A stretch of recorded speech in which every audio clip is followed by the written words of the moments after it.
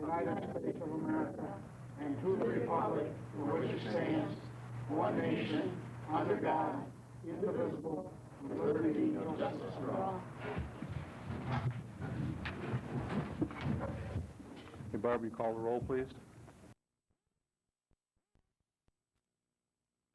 Mr. Smart. Here. Counselor Warner. Here. Supervisor Rose. Here.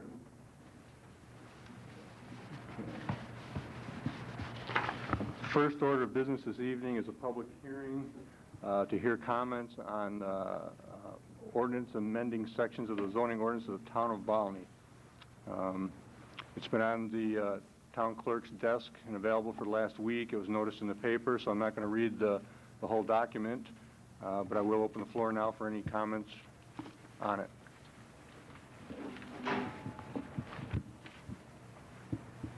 Marie. One of the changes is changing it from 10 days to 5 days as far as the public notice. Is that correct? Okay, the heading, I'll read the headings of each. Oh, wait a minute. My headings just say use. On the first page. Oh, you got one. Let me read it, Howard? Or? Yeah, why don't you go ahead? This is Bill's document that he put together, so I'll let Bill read it. An ordinance further amending remaining sections that A, has fees for actions to be removed and placed in the town fee schedule. B, that states the town board not less than 10 days prior to the date of the public hearing to be changed to 5 days prior to the public hearing. This coincides with town law enacted July 1st, 1993. Section 8D variance is replaced number 4 with town law 267-B, number 2 through 3C to coincide with town law enacted July 1st, 1992. And under subdivision regulations for town of Volney, the following change to sections that state from within 45 days after the date of the public hearing to 62 days from the close of the public hearing. The town law 276, July 1st, 1993. These are amendments that are done by the state to the state regulations and trying to conform more to the state rules and I only have one reviewing process instead of going by a number of different regulations. Even though zoning, we have zoning here, there's still a lot of zoning that people have to follow through the state laws. And this only furthers that we stay with the state and you only have one set of rules to follow. I would just like to say, I'm on the zoning board and I know how difficult it is sometimes to get a 10-day notice, and I just think a lot of times that's just too long, and I support the 5-day notice. And you're saying you're changing it from 66 days to 45 days or 62 days? 45 to 62 days. Okay. The state changed it to 62 because now we're at 239 L&M requiring to go before the county planning board. Lots of times 45 days wasn't enough to get the application to the county and back again before the 45 days were up. So the state changed it to 62 days. I think the county has also adopted the 5-day notice as well, so thank you. Any other comments? Dominic? Okay. State your name, please. Dominic Pavelli, Kingdom Road. On this notice that Marie was just saying, are you going to, or how are you going to guarantee that the people are notified within 5 days rather than 10? We have to notice it in the paper, as we always have. Only we'll do it in 5 days instead of 10. How can you know? What I want to say is that a lot of people do not receive the Valley News. Is there another way of getting to these people? None that I know of. If you can suggest one, we'd be receptive to it. Well, I suggested this before, and that is a registered letter to the area, or the people in the immediate area. Mm-hmm. Because I was in the hospital at the time that they had a proposed hearing. And because I couldn't get here, I didn't even know anything about it. Now, if I would have received a registered letter because of what was going on in my area, then I would have, I wouldn't have any excuses. So therefore, instead of the paper, I mean, you can use the paper, go ahead. But I think the people in the immediate area, encompassing, let's say, a quarter of a mile of that proposed area that they want to change or whatever is coming up. Do you understand what I'm saying? Mm-hmm. You're talking about a local regulation. The state don't require that. All we're talking about is what the state requires us to do. And they changed theirs from 10 days to 5 days. It has nothing to Do do we with... have to follow what the state says? No, we don't. The minimum requirement is that we notice it in the paper, but we have done other measures. We've posted signs in the neighborhood. We have a sign now that we put out, which is something we started doing about 3 or 4 years ago. And I brought up the very same thing that you're raising tonight about sending letters out. I think that's a good idea. How far along we should send them and how we're going to go about it is another thing that we have to address, and we haven't done that yet. But I do think that's a good idea, Okay, because... let me just cite one thing. The city of Oswego is 200 feet surrounding the proposed area. Okay, all the people within 200 feet because of their small lot area. Then we can go to a comparable distance, like 5 lots, 6 lots, from the proposed change or whatever. I mean, we've got to come up with something because people like me are going to come back at you. Because, you know, do we get the Valley News? No. Right, and that's why we put the sign on the property. We thought that at least would help those that don't get a paper or miss it in the paper. They'll see the sign in their neighborhood and they'll question that.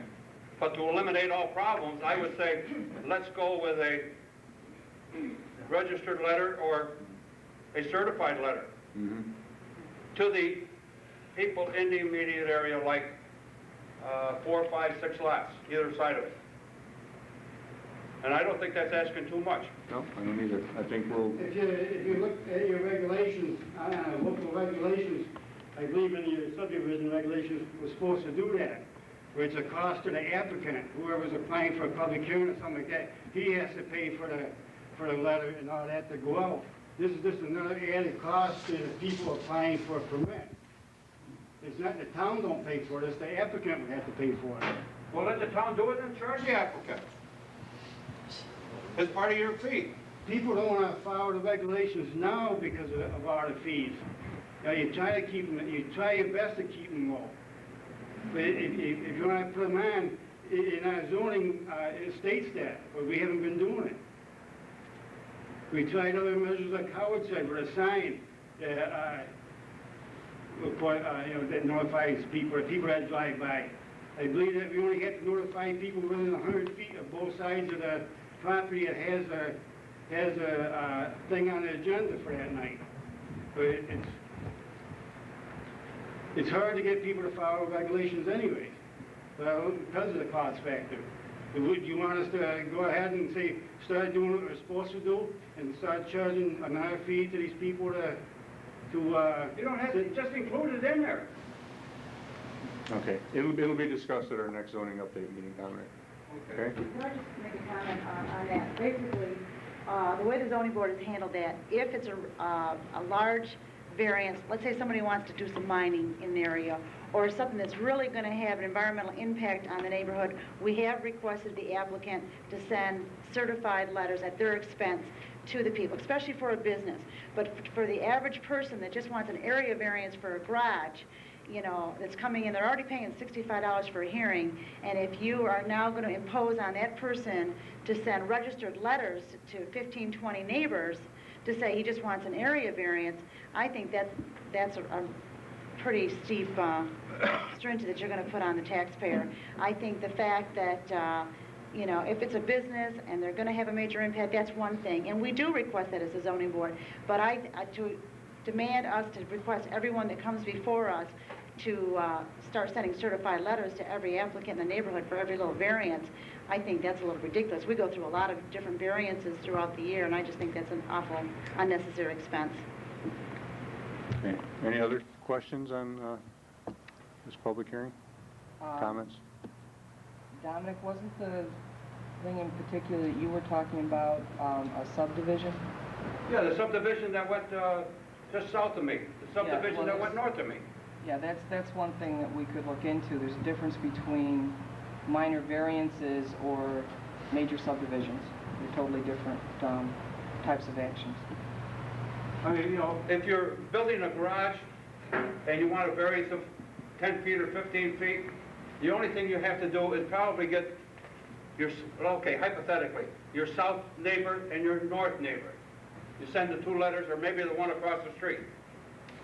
But if you've got a project going on, a subdivision, like that hit me, then I think it should encompass the whole area, because it's going to affect the whole area, as it has. But, that's why I want you people to consider it. I know what Maria's saying. Yes, but I have no problem with that. But when it affects, probably 4, 5, 6, 7 people, I mean, what we're addressing here has nothing to do with a subdivision, what Dominic is talking about. No. That has to be, we have to address that also. Right. We will be discussing it though, Dominic. Any other comments on this public hearing?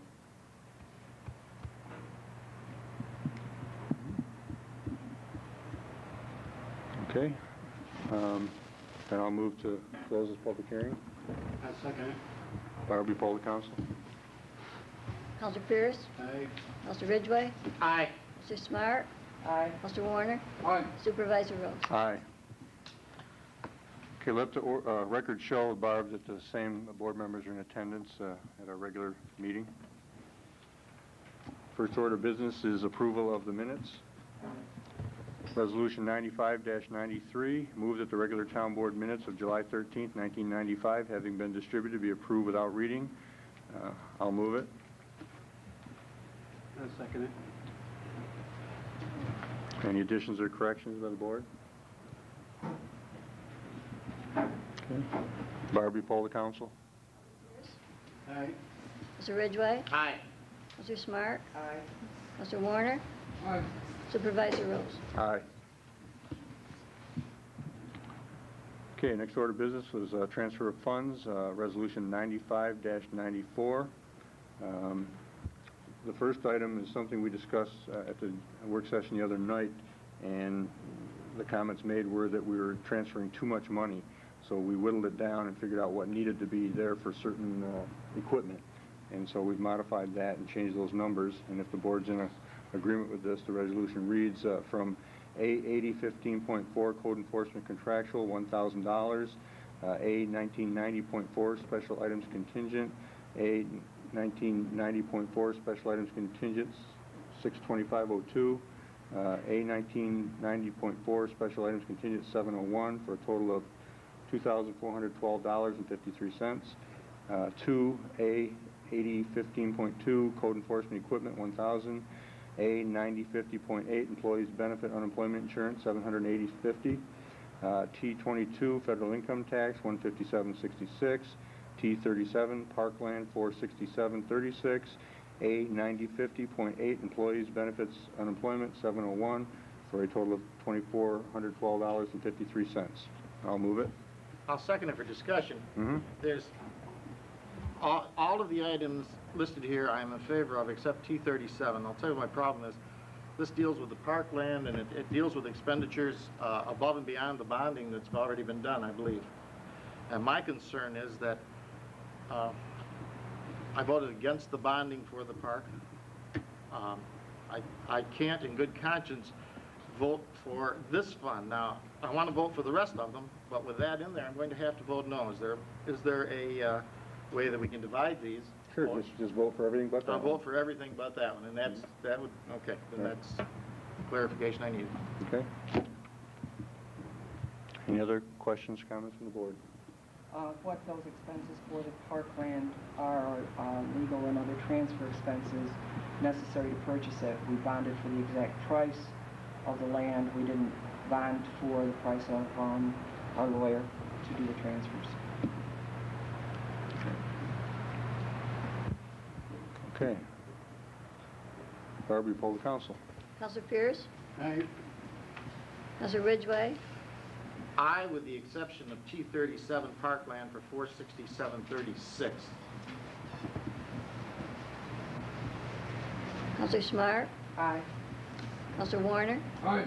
Supervisor Rose? Aye. Okay, Resolution 95-95, payment of bills.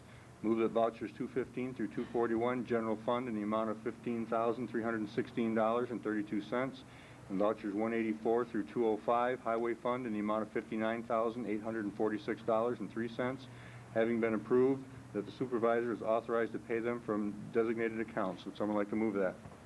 So moved. One second. Barb, you poll the council. Counselor Pierce? Aye. Counselor Ridgway? Aye. Counselor Smart? Aye. Counselor Warner? Aye. Supervisor Rose? Aye.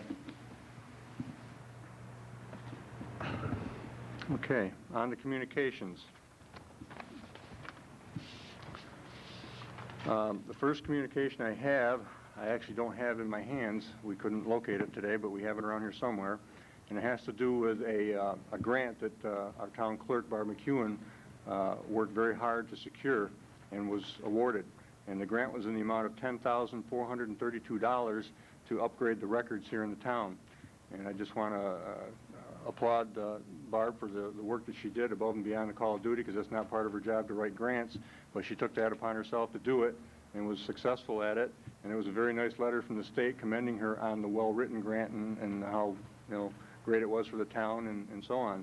And I wish I had it to read tonight, but I don't. But in lieu of that, I'd like to thank Barb for her efforts and congratulations. The other letter we received is from the New York State DOT. You have a copy of it here.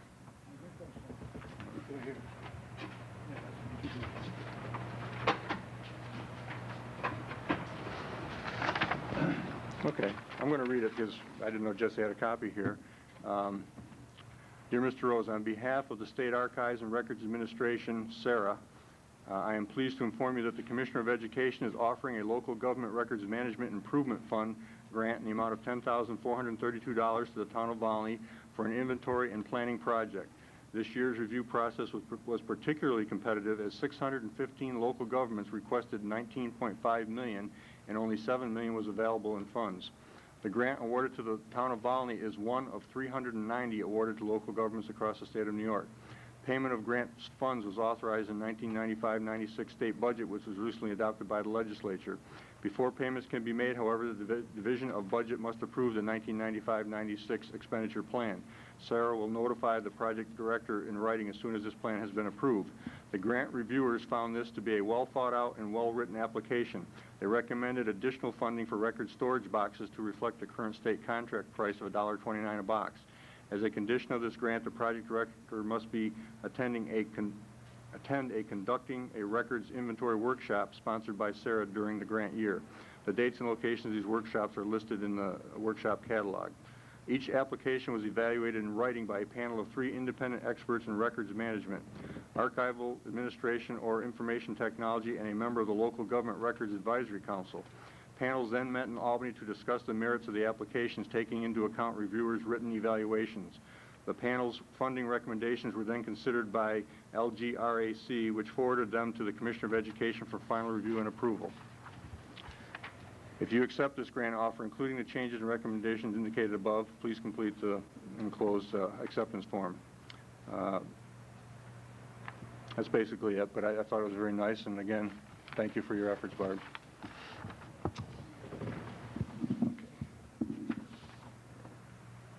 Yeah, I got 2 or 3 of those, yeah. The other correspondence we received was a notice of order from the State Department of Transportation approving the speed limit request change on Kingdom Road to 45 miles an hour between County Route 57 and 0.8 plus or minus miles north of March Road, a distance of 2 plus or minus miles. So that has been granted. Dominic, you'll be happy to learn.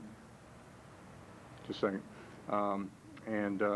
I believe he has moved some of the signs down to indicate where that begins, but we still need other signs there that are on order. So before too long, we'll have the whole road posted properly.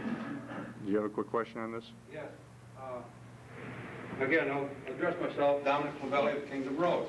This is a public comment, Dominic. No, this is to you, okay? I talked to Ray McDougal this morning concerning this because I just received it. And I wanted a clarification on it, and he stated just as I had put in the petition, that the people of Kingdom Road were asking for from 57 to 45. Apparently, there's been something gone astray here, because the area that he has left out, which is north of my place, contains between 16 and 20 kids. And as I told you, and I told the board, I've told Art Ausbelt, and I've told Ray McDougal the same thing. I'm concerned about the kids. I don't care about me. Okay, Dominic, we did our part. We requested, Okay. this is what the state came back Now, with. per Mr. McDougal, at probably 12 hours ago, he stated that we, and I've already submitted the petition stating what areas I wanted, or we wanted, inclusive from 45 to 57. And he said, well, something went wrong. So I'm asking you to submit another letter for clarification on this so that we can get that area down there from the beginning of 45, which is 3/10 of a mile, I guess, and there's 16 to 20 kids in that area. Okay, Mr. McDougal's with the DOT, I take it? Yes. You have his number? I can give you a phone number is 428-3241. Okay, Okay? I'll check with him. And like I said, there's 46 kids, I think, when I brought the petition, that ride the school buses. And there's 3 sets of school buses that come up there. One is OCO, one is A&E, one is a Swiggle School District, I'm sorry, there's 4. Swiggle School District, Fulton School District, ACO, and A&E. Okay, I'll check it out. Okay? I'll find out. I mean, you know, I'm glad that they reduced it, or Okay. brought it down to a sensible speed limit. Okay, we'll find out why. They didn't do that far end. Okay, very good. Another letter I just received today, and this is something that's been ongoing for quite a while, and I think any of you that have been following the meetings over the years probably remember this one from the past. Volney Town Board, the Clemens family would appreciate a decision by the town about the ownership of the road formerly known as Main Ave, now listed as Clemens Drive. Past owner, Rutland Realty, went bankrupt in the late 40s. The town has no interest in this road to own or maintain it. We have maintained it for 40 years and extended it ourselves. We would like to tar and stone it, but hesitate to invest more time and money without a clear title of ownership. 2 other such roads in our area have structures on them. One has a mobile home on it, which is across the Gillespie Road from Main Ave, Clemens Drive, and the other is a garage built at the end of Georgia Ave.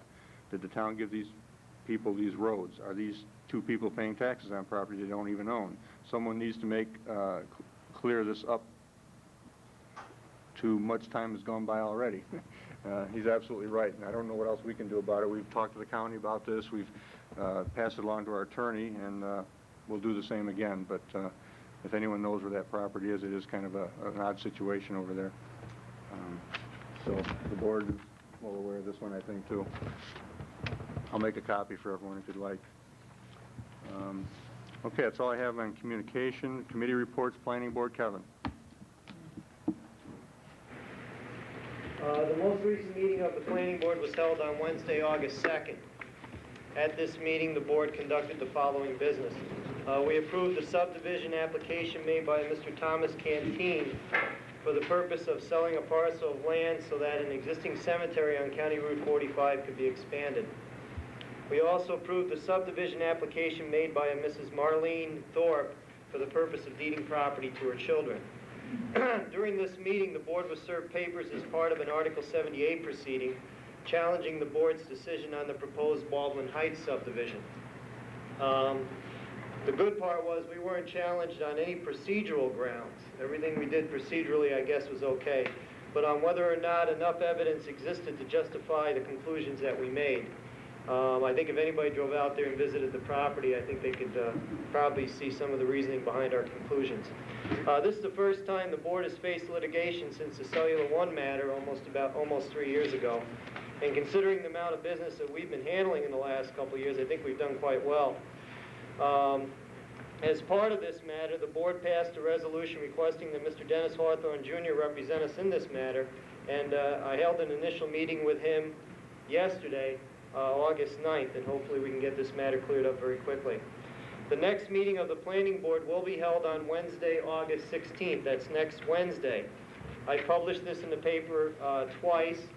We'll be holding 2 public hearings at that meeting, and this meeting is intended to replace our regular September meeting. So anybody who was planning on seeing us in September, contact me. I'm in the phone book, and we'll get you on the agenda for this meeting. We had to hold this meeting in order to try to work with a couple of these pending outstanding applications before us. As I said earlier, there are 2 public hearings scheduled for that night. One is regarding a request by Ron and Chris Austin to open a small restaurant on property they own on the McDougal Road. And the second hearing will concern a request by Niagara Mohawk to erect a media information center on property located on Route 176. This is on the southern corner of the county airport property. As I said, a regular meeting of the planning board will follow the 2 public hearings. And again, if anybody has any questions or needs to come before us, or has any business or planning any business before us, I encourage them to contact me. I'd also like to just mention, I don't know, this might be something Cindy's mentioning, we've done very well with those public notice signs, and I believe we're going to get some more of them made. They've lasted about 3 years, and we're going to tighten them down a little bit. I think we've discussed it, and we're going to shorten the amount of words, and basically it's basically going to just say, public hearing, come down to the town hall with any questions. But I do think that they are a good step, and they've worked fairly well. I know if we've had some important issues, they seem to have helped get the word out. Thank you very much. Thank you. Is there a reason why you're not having a meeting in September? Well, we've been having, the reason being is that for about the last 3 months, we've been holding 2 meetings a month. And I'm a little worried about where our contractuals stand. So what I was thinking is, since we had to have a meeting towards the latter part of August anyway, if we can do it, if that can replace the September meeting, I'll go with it. If we do have some very important business to take care of, I won't hesitate to hold a meeting in September. But the idea is we've had numerous meetings this year. It's been a very busy year. We've had a lot of business going on. It looks like there is a little break in the action right now. And again, I want to try to keep our budget under control. And, but if there is something important coming up, we will hold a meeting. Thank you. See something? Sure. On the other night, the work session, you brought the aspect of Mr. Girardi from the River Glen Mall had the state cut down the trees along the state right-of-way. When the plan board was doing its job, they requested with Mr. Girardi, and he agreed at the time of the site plan approval to leave that buffer of trees located where it is. Mr. Girardi's concern is that people can't see the shopping center. If you're driving down 481, if you can't see that shopping center, I hope I'm going south while you're going north. But in regards to, we have to write a letter to the state. I wonder if you'd let Kevin send a letter from their site plan approval that Mr. Girardi agreed to leave them trees there. Now he wants them down. I don't know that they requested a letter, Barb. They didn't request a letter on that. Did they just wanted verbal? I called him yesterday and I told him the board's decision was no, and he said good. He didn't want to take them down anyway because, That was the landscape engineer from the DOT. Right? Yeah. I could see if the state has some dead trees on the right-of-way, take care of it. Brush and stuff like that, fine, but some of those trees are Well, hard in your maple, conversation some with are Mr. Girardi, you may real want to good mention him, trees. that was part of the agreement with site plan approval, that those trees remain. Well, Bill called me up, and I did reassure him. I remember that those trees were supposed to be left there. If you're going south on 481, the trees don't make any difference at all. And if you're heading north on 481, you're supposed to be slowing down anyway. So I really don't see where there's a big problem with that at all. And a lot of trees were taken down when the site was cleared in the first place. So I know that was one area we did ask them to try to keep as many trees as possible standing. Thank you. Zoning Board, Marie? And we had a meeting last night, and originally we had a public hearing scheduled for Mr. Siror, located on the Dietrich Road. However, he contacted Cindy and asked to be taken off the agenda. Apparently, he's not going to put a trailer down there now, and he's just going to go into the house, so that was canceled. We also had 2 applicants come before us last night. One was Eddie Ballinger. He wants to, he requested a public hearing for a use variance because he wants to put a mini storage building on his property, and it's in back of the property that he has now, the building he's got now. You can either access it off in 57 or Calkins Road, but you won't even see it from either road. It will be hidden behind the other. But I think that he told me there was about 40 units that he was hoping to put in there. This is a residential area, so therefore this is a non-conforming use, and we will be holding a public hearing for Eddie next month at September 13th at 7 o'clock. We also had a representative from VIP Structures for Owens, Illinois. He also requested a public hearing for an area variance to expand a commercial building located on Great Bear Road. Apparently, our bulk density only allows for 35% of area coverage, and he is requesting 42% coverage, which is a 17% increase. So we told him that we would honor his request and hold a public hearing for this expansion. This is an industrial zone. It is an allowed use, and apparently Owens, Illinois is doing very well. The business is apparently really building up, and what they need is more storage space, and so they do need an expansion to the building. And seeing as it is an industrial area, that's a good sign. So he will be there next month. So if anyone would like to come and comment on either one of these, we will be there next month, September 13th at 7 o'clock. Thank you. Now, you said mini storage, Trey, but you're talking about the type where people come and store stuff and they come in and out? I don't know if you've been down to Mimi's, right in back of Mimi's, those little mini storage buildings. It's the same type of facility that's there, and it will go in back of the garage that he has now. But the way it's located, it will be directly in back of the garage, but you won't see it from either road. Okay. And there is ample area, and so basically if he can comply with the use variance regulations. Okay. Code enforcement, Cindy? In July, I issued 21 permits, 2 for mobile homes, 2 additions, 4 accessory buildings, 1 garage, 1 septic, 5 pools, 4 decks, 1 commercial, and 1 miscellaneous. Total fees collected are $1,695.08. The commercial permit is for the Fulton Savings Bank. I believe they're expecting to start construction sometime later this month. They had the job out to bid. I issued 1 certificate of occupancy. We did 12 construction inspections, 8 fire safety inspections, and 4 complaint follow-ups. Things have been very busy so far in August, which is what I found last year too. July was a little quiet, and August hit, and everybody decided fall's coming quick. We've got to get everything done. I would like to remind people that if they are replacing a mobile home with another mobile home on their property, they are required to get a building permit. We've had a couple of problems with people who didn't understand that replacing a mobile home did require a permit for the new structure. So if anybody is intending on doing that kind of work, you do need to get a building permit. And like Kevin said, we've been very busy. Niagara Mohawk's getting ready to build something, Owens, Illinois. So we've got quite a few big commercial things that are happening too. Thank you. Thank you. Recreation, I have a report from Susan. She works evenings.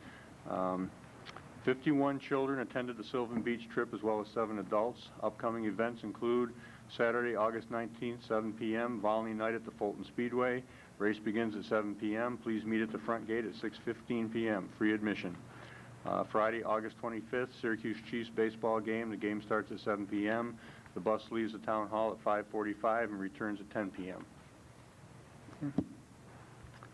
Dog control, Jerry. Sure. That park over there, we got the grass all planted and everything. I spent about a week and a half trying to find a volunteer to cut the grass over there for us, and Jeff McEwen went over and running brush hog, and he cleaned it off for us. Now the time comes that people can play on softball on it, soccer on it.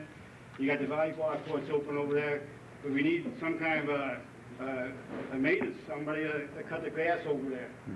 Under the present situation, we probably have to hire somebody, because we just can't get volunteers this day and age. And if we can find somebody to pay people, it'd be nice to come up with that, because that grass is gonna need to be cut before long. Well, if you remember, Bill, during the budget process last fall, I asked Bob Kerfing about the possibility of the highway department taking care of that for us once we got things off the ground over there. And I also told him that if he wasn't interested in doing it, we could easily make his department a Department of Public Works and make that department take care of it.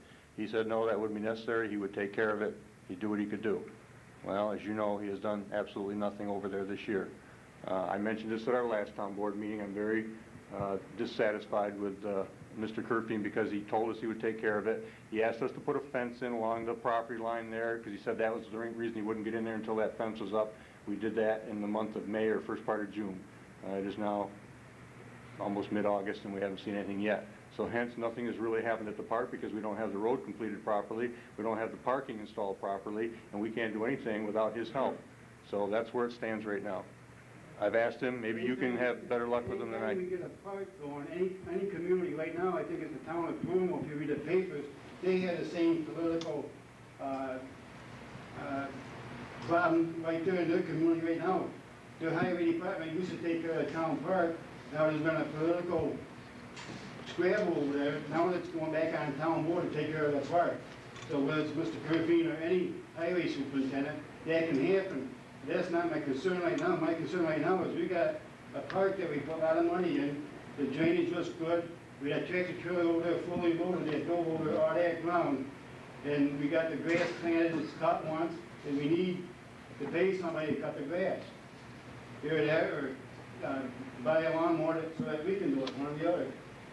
You can argue with the highway department as much as you want, but the more you argue, nothing's gonna happen. I'm not arguing with anybody, I just asked, and if you have some suggestion where we can get money to pay someone, I'd be receptive to that, but I don't. That's what I'm asking, some way we can get some money. Well, You know. not until next year if you want to raise taxes, which I don't want to do, so I don't know what else we can do. You know, we relied on volunteers. The other option is to make it a Department of Public Works and require that to be done. That's something the board's going to have to consider if we don't get anything else done. That's how the cemeteries are taken care of through the highway department, and they agreed to do that. Okay. Okay, dog control. 61 complaints of dogs received. Adopted out 4 dogs. 3 dogs I adopted during the rabies clinic, or through connections through the rabies clinic, so that worked out real good. 0 dogs were redeemed. No dogs were put down. In total this month at the kennel we had 5 dogs. I got 1 dog at the kennel right now. 5 dogs, actually 6 dogs. I had another reported loss tonight, so 6 dogs were reported lost. 370 miles traveled with the truck. The highway come over and cut down 5 dead trees that has been dead, and every time the wind blows it fills the driveway up. So they cut the trees down, cleaned it up pretty good. The lawns are mowed, the yard's been trimmed. And for the repair is, we got an estimate for the floor to be stripped and painted that in the walls. We got a sand pressure washer against the walls and the floors to get the old epoxy paint off. So that was brought up, I guess, last week. Thank you, Jim. Historian Byrne? Well, there's been nothing drastic happening in the historian's office. The usual things, collecting, sorting, and filing. Cross-referencing family files has been very interesting and rewarding when people are researching the roots and the answer is right at your fingertips. I'm still working on lists of veterans of all the wars and any articles I can find pertaining to either the wars or the veterans. The other project I'd like to finish is a complete list of all the town of Volney officials from the beginning to date. I have most of them and will decide how to display them. Thank you. Highway, do you have a report, Barb? 1 day signs, 12 days road work, 1 day road driveways, 10 days machine repair, 6 days mowing roadsides, 8 days cutting trees. The wages for July 1995, $19,048.68. Materials, maintenance, and supplies, $59,845.97. The total expenditures, $78,894.65, and that's submitted by Bob Kerfing, Highway Superintendent. Thank you, Barb. Okay, next order of business is old business. Does anyone on the board have any old business? Yeah, I'd like to just publicly thank Chet McEwen for cutting the grass over in the park for us. The other volunteers, I've managed to get, I've had one person from Massachusetts that comes down, helps on the weekend over there. I got a couple kids from Hannibal that comes over to help me. I got a couple kids from Fulton help me over at the park. We're making a park for the town of Volney, and I have to go out of state, I have to go out of the township to get volunteers to help with the park. You know, and here in the past, this park has been a big thing. Now that we got the physical work to do, you can't get nobody to help. I understand your frustration, Bill. I'd like to see it move, and we ought to be able to find some money to do it. Yeah. Yeah. Do us this year. I certainly share the same sentiments, and I thank you too, Chet. That was very nice of you to take a day to do something like that. We appreciate it. Any other old business? Okay, we'll move on to resolutions and discussion.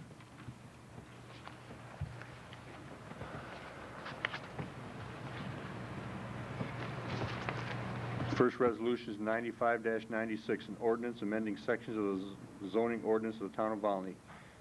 Be it ordained and enacted by the town board of the town of Volney, county of Oswego, state of New York as follows. A, section 8D, variances.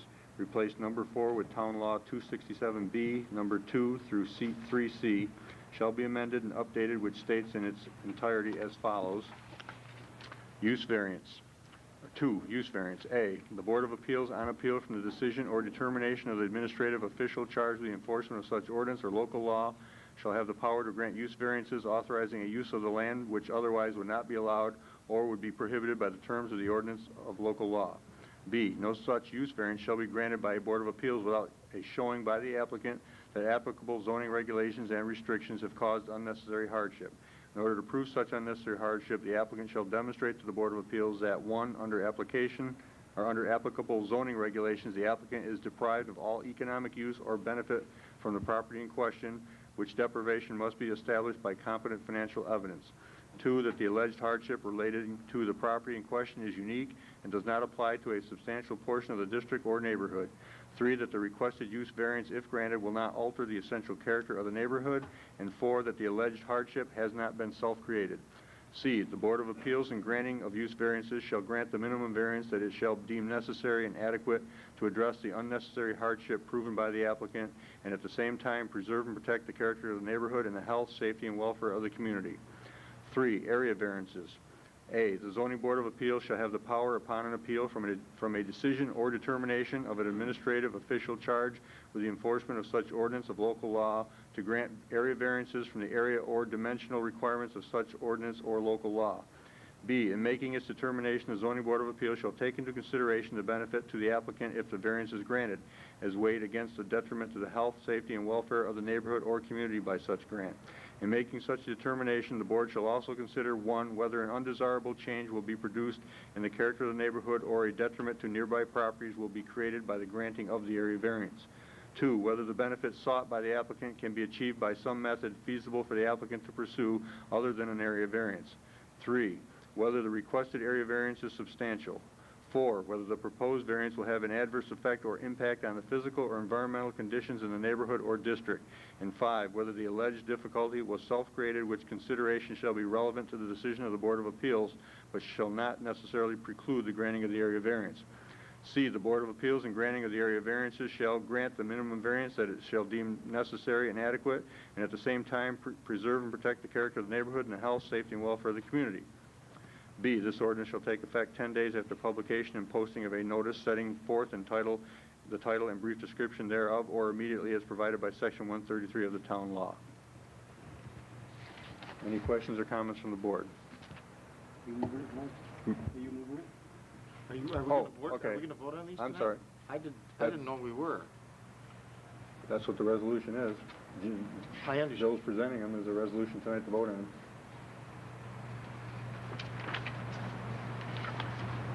The only, I have a real concern, I've voiced this before, regarding the use variances, and I know that this is probably state boilerplate, is that right, Bill? Yeah. Pretty much.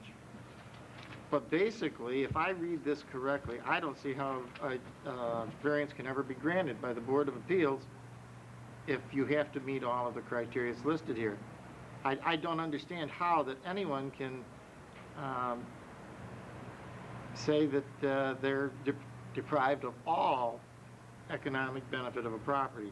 The minute you put that in there, I don't see how it can work. Am I reading that correctly, Marie? Then there is no way that... That's my concern with the use variance, and I do realize that's state reg, but what it says is, if you're gonna make a profit, you can't do it. You know, you have to be economically deprived, and, I mean, it's almost impossible to grant a use variance based on that criteria. I don't know what you could do to amend that, because I do think that is state reg. But it's very frustrating for applicants that have come to us. I don't think it says if you're going to make a profit, you can't do it. That's not what it says at all. You have to prove to the zoning board that you can't use that property for anything else, that you will be, you know, it's a financial hardship. You have to prove to us, you know, that it's a financial hardship if we don't grant you this variance. And it says all economic use or benefit in question must be established by competent financial evidence. It's impossible. That automatically, from my point of view, reading this, if you follow it to the letter, eliminates it. Let me state, Jim, that when you go to planning and zoning school, this is what you learn in the school, the state regulations. It's a strict part that we follow. Our people go to the state school on this, they learn this in the state school, and they come back, they look at our zoning, and they gotta go get this record, this description out, and they use it as a reference anyway. It's in zoning now, but you gotta keep going back and forth. This puts it all back in one if you read our zoning. You were at the zoning update meeting when we went through this. Well, I understand that, though, and I was there, and I think I voiced the same question and the same concern, and I voiced it every time that I've seen this thing. And my concern is, we basically tie the hands of our zoning board of appeals by doing this. I understand it's a state regulation, but I'm not sure if it's ever been tried in court, and I'd rather leave it alone and not have that particular paragraph in there. I don't really see how you're really changing it, you know. But we're not. You're not changing it, all you're doing is adopting what's there. You're not really Right, changing it. because, the only thing you can do as a municipality is to make a law stricter. You cannot override the state by the government and make a rule more lenient. All we're doing is making it exactly what the state rule is, so there's no way that someone can find some possible way of putting the state regulations and ours together and making it worse than it was. This way, it's just there's one standard. And also from going to a lot of these seminars on planning and zoning, what a lot of the lawyers there say is that people look at this the wrong way. It doesn't mean that you have to prove 1, 2, 3, and 4 100% that there was no problem at all in that area. The thing is, those are the 4 areas you consider, and after you consider those 4 areas, if your conclusion is, in general, it's not bad for the community to do it, even though it's not 100% in each category, it's all right as long as the overall thing is good. And that is the biggest misconception, is you have to totally 100% meet each one of those. Well, Bonnie, that's exactly what happened in our meeting last night when someone did come to us and ask us for a use variance.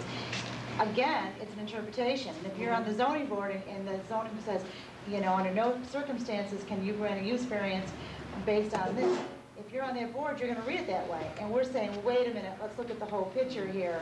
And I, too, have been to the schools at zoning update, and I've heard the lawyers say it's almost impossible to give a use variance. Most people cannot. And you really have to list the criteria of why you're granting it. But whether it's been challenged in court or not, I, too, do not know that, Jim. And that would be really a good question to find out what has happened with the use variance. Cindy? As the code enforcement officer, the person that has to enforce the zoning, this is always a difficult issue for me. And I think what's more important than the use variance and being concerned about what it says, as Claudia said, it is a state reg and we need to abide by it. We can't make it less restrictive. What we really need to be doing is looking at our zoning ordinance and being realistic and telling our community what we really want. We have a lot of non-conforming businesses in our community. We have a lot of businesses in residential zones. Writing the zoning for the town of Volney was a very difficult task. We decided, somebody somewhere along the line came up with these lines that seemed reasonable. However, we find that people want to operate businesses in agricultural zones or in residential zones, and our zoning says, no, it's not allowed. In many cases, they were granted permits without a variance. In other cases, a variance was issued, despite what the state law said. It was issued anyway because they felt it was reasonable. They looked at it. They looked at what the people in the neighborhood thought. They looked at what was there. My biggest concern is that I feel like we have created an illusion that we have a zoning ordinance that we truly enforce. And I don't think our zoning ordinance reflects what we really want. I think many of our non-conforming businesses are businesses we do not wish to get rid of. We don't mind if they expand. A couple of years ago, a recreational business was put into our zoning, allowed in any zone, with site plan approval and special use permit. That's a very, very lenient section of our zoning. What we really seem to want most of the time is a fairly lenient zoning ordinance. And as the code enforcement officer, I would really like to see our zoning update committee get some work done on what's going on with this ordinance, because we are not enforcing it. Our zoning board of appeals is very often not upholding it because they don't think it's reasonable. And the only way to solve it is to change our zoning ordinance, the legal way to change it, and what would really be proper. And then the people of Volney know where we stand, okay? Our zoning ordinance says if you have a non-conforming business, we'll consider allowing it. We won't say absolutely, no, it's not allowed, you have to have a use variance. We'll say you have to have site plan approval, you have to have a special use permit, but we'll show a way you can get it. And then our ZBA can look at it and use those kind of criteria, sensible criteria. Does it make sense? Instead of having a zoning ordinance which we try to enforce, but we can't because it isn't really what we want. And that's where I would really like to see the town board take some action. Well, I disagree with that comment, the zoning board is not enforcing the ordinance. I think we are enforcing the ordinance, and I take exception with that comment, Cindy, because what we are doing is when people come to us, that's the whole purpose of an appeal board. You do look at the situation, and yes, there is non-conforming use, and if the neighbors in the neighborhood come and say, we don't think it's a problem, we don't mind that it's there, then, and if we can make reasonable suggestions that it can help the applicant and neighbors don't care, then I do think that is good use of the zoning board. And I think that's the whole purpose of it. Is it going against the way our zoning is written? Based on our interpretation, and I think not. If we look at something and somebody presents something to us, you might disagree with our decision, but based on the criteria of what we've heard discussed at meetings, and I know there's a commercial building that's in question right now that people are concerned about, but at that meeting, people presented the criteria, and he complied with everything that we asked him to do. So and the neighbors who were there did not object to it, so then what was the problem? That's what the whole purpose of a zoning board is to listen to the pros and cons and make a decision. And I don't think it was going against the zoning at all. There is a thing called precedent, though, Marie, and when you set a precedent in one neighborhood, you pretty much set it for the whole town. You got to consider those things when you do that type of thing. Not the zoning. That's why you go to an individual case. Just like you go to a court for an individual case, they base the criteria on that individual case. When I've gone to these seminars, they said, well, what do you do if you go from having a code enforcement officer who likes to sit in the office, doesn't like to drive around town, so anybody who comes before him, he'll write a permit for it because it's easier than going and looking at it. And you go through 10 years of that, then all of a sudden you get somebody that's looking at the property and deciding it's not a good idea. Is there a problem with all of a sudden starting to enforce it? And what they've said is no. There isn't a problem. It's just, if mistakes were made, oh well, that's life. It's just, you're supposed to be consistent. Now, if the two people came in on the same day and you told Jimmy could do it and Johnny couldn't, then you've got a problem. But if 5 years ago Jim could do it and today John can't, that's a different thing. I just like to say that during my tenure here, that everybody says our zoning's not clear. All this does is this puts it in more in black and white, what everybody's been asking for. Even in our zoning, it says that in no case shall a variance be granted solely for the reason of additional financial gain on the part of the owner of the land or the building involved. But So that's once a lot. you've done something with that land, you can't do anything to get additional financial gain on it anyways. And our people in our town on our side can't understand that statement. So here we went with a state regs, with it spells it out in black and white, and I don't know how much more specific you can get in black and white than what the state has on it. Bill, that You know? language that you just gave is a lot less restrictive than this and gives you more flexibility from my point of view. And the point is, the language that you use, Bill, regarding the financial gain is, I feel, reasonable. But the way we've got it here, I would think, regardless of what you say, Claudia, the language speaks for itself. But if it is, the most rigid one overrules, and that's why they use both copies when they're doing their discussion at the meetings. They go by both books. This way here, we get all one interpretation in one book, where the members of the ZBA or whoever has to go through it only has to look at the one book. And what I'm going by, Jim, is what foremost experts, lawyers in zoning and planning in New York State are saying is the way to interpret it. I'm not a lawyer. I understand, and I this bet you is 8 to 5 I what can get you they're- 3 lawyers that say the exact opposite. Well, lots of times that's the way they do it. I They'll understand that. They'll have 3 lawyers up there, and they'll say, okay, this is the law, what's it mean? And one will get up and say it means this, and the next one will get up and say, he doesn't know what he's talking about, it means this. And then another one gets up and says, well, they're both crazy, and explains what he thinks it means. And I think the basic thing you get from that is there is some flexibility there, because if they want to overrule our ZBA, the place they go is the courts. And that's where these boys play, okay? So they know that there is some flux in these, there can be a little bit of leniency, and exactly what would happen if neighbors sued because they said you didn't do it for the right reasons. The biggest thing that is the responsibility of the town is to listen to the public when they come in, to only make decisions based upon reasons, not because they think the person's cute or they're related to somebody, and they could base it on reason. And then you're not being arbitrary and capricious, you're being fair and you're being just. Charlie? I would like to make a couple comments. As was previously stated, we may not by law, whether Jim would like to or anyone else, make a regulation or a law more lenient than the state. We don't have that choice.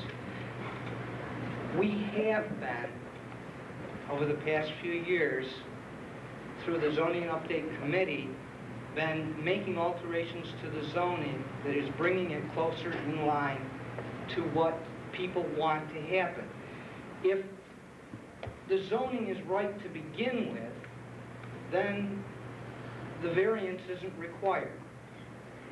And that's where the board has to invest its time in trying to come up with a reasonable, practical zoning law that people can live with and people can benefit by, not something that's restraining them or restricting them, but enabling them.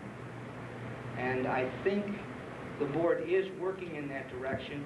The zoning has been clarified, it's been updated.